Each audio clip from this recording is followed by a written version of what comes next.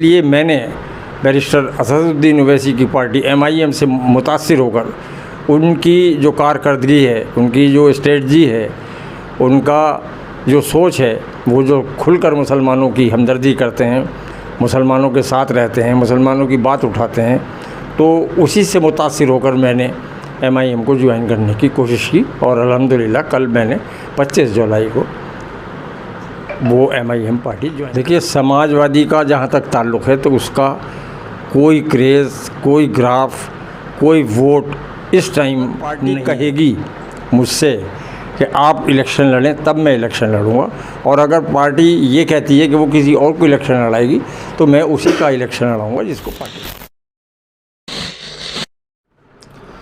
फैज़ान फ़ारूकी नाम है मेरा और आप देख रहे हैं द पब्लिक व्यू। संभल की सियासत में एक बड़ा बदलाव देखने को मिला। संभल दंगा आपको याद होगा 2024 में हुआ। उसके बाद संभल के सदर ज़फ़र अली एडवोकेट पर बहुत सारे आरोप लगे और वो जेल भी गए। जेल में से निकलने के बाद उनका बहुत बड़ा स्वागत भी हुआ था। लेकिन अब एक नई सियासी करवट ली है और वो ये है कि 25 जुलाई को असदुद्दीन ओवैसी मुरादाबाद में आए थे। ज़फ़र अली एडवोकेट ने पार्टी ज्वाइन करी और असदुद्दीन ओवैसी ने इनको मर्दो मुजाहिद कहा, साथ ही कुछ इशारे भी दिए। हम इनसे बात करेंगे कि आने वाले 2027 के विधानसभा चुनाव को लेकर टिकट की दावेदारी इनकी क्या है, कहाँ से है और कितनी मजबूत है, आगे क्या तैयारियां हैं और कब से शुरू करेंगे अपना चुनावी कैंपेन। सर, स्वागत है आपका हमारे channel the public. Zafar Ali साहब, हमने देखा कि ओवैसी साहब ने आपको स्टेज पे बुलाया, स्टेज से आपका नाम लिया, एक बड़ी भीड़ थी, भीड़ ने शोर मचाया। क्या लगता है, एक चुनावी चेहरा ज़फ़र अली एडवोकेट मिला है संभल को, या फिर अभी कुछ और मूड है आपका कहीं और से चुनाव लड़ने का, क्योंकि जाहिर है संभल से और भी कैंडिडेट हैं? देखिए, कल मैंने MIM ज्वाइन की है। अल्लाह का शुक्र है, उसने अपने हबीब के सदक़े में मुझसे MIM को ज्वाइन करवाया है। मैं असदुद्दीन ओवैसी साहब का शुक्रगुज़ार हूँ, हाजी सालिम साहब का शुक्रगुज़ार हूँ, ज़िला अध्यक्ष असद अब्दुल्ला साहब का शुक्रगुज़ार हूँ और शमीम अहमद तुर्क साहब का भी शुक्रगुज़ार हूँ, जिन्होंने सब ने MIM ज्वाइन करने के लिए मेरा ताउन किया।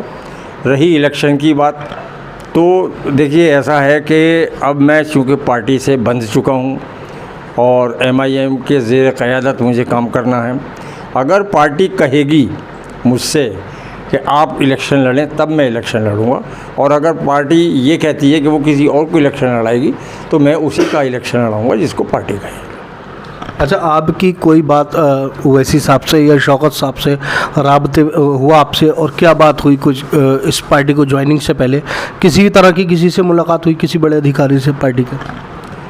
ना, मेरी इलेक्शन के सिलसिले में किसी से कोई बात नहीं हुई है, ना तो शौकत साहब से हुई है और ना ही असदुद्दीन ओवैसी साहब से हुई है। काफ़ी देर मेरी उनकी बातचीत हुई, लेकिन वही खैर व आफियत मालूम करते रहे एक दूसरे से, और शौकत साहब से भी काफ़ी देर तक बातचीत हुई, लेकिन सामाजी बातें होती रहीं, लेकिन सियासी कोई बात नहीं हुई।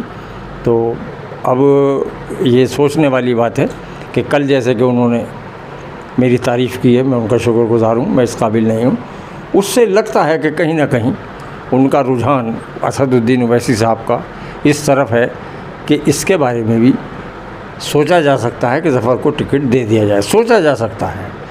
अच्छा, ज़ाहिर है हिंट तो आपने 1 साल पहले ही दे दिया था चुनाव लड़ने का, पोस्टर लग गया था, लेकिन आपने पार्टी का ऐलान नहीं किया था।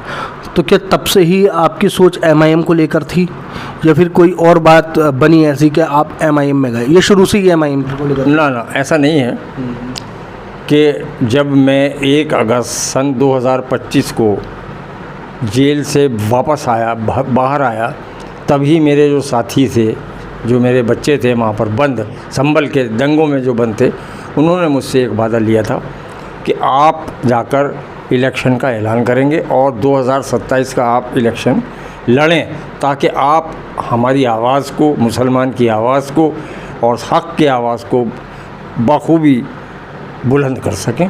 तभी मैंने ऐलान कर दिया था, लेकिन चूँकि मेरे पास कोई पार्टी नहीं थी, उसके बाद अब जब इलेक्शन चूँकि करीब आ गए, तब मुझे कोई ना कोई पार्टी की तरफ को देखना था, रुजू करना था। इसलिए मैंने बैरिस्टर असदुद्दीन ओवैसी की पार्टी MIM से मुतासिर होकर उनकी जो कारकर्दगी है, उनकी जो स्ट्रेटजी है, उनका जो सोच है, वो जो खुलकर मुसलमानों की हमदर्दी करते हैं, मुसलमानों के साथ रहते हैं, मुसलमानों की बात उठाते हैं, तो उसी से मुतासिर होकर मैंने MIM को ज्वाइन करने की कोशिश की और अल्हम्दुलिल्लाह कल मैंने 25 जुलाई को वो MIM पार्टी ज्वाइन कर ली असद साहब के ज़ेर सरपरस्त।